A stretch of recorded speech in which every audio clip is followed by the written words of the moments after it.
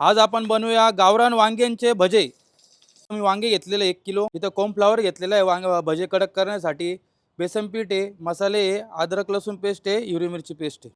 पण आता वांगे कट करून घेऊ भजेसाठी। अशा पद्धतीने पूर्ण वांगे कट करून घेऊ आपण। जास्त जाड पण नाही जास्त बारीक पण नाही कट करायचे।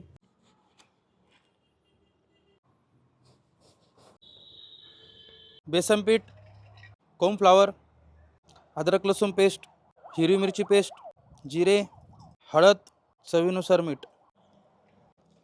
भज्यांचे पीठ आपलं रेडी झालेलं आहे। तर आपण त्यात वांगे घालून घेऊ। वांगे व्यवस्थित मिक्स करून घेऊ।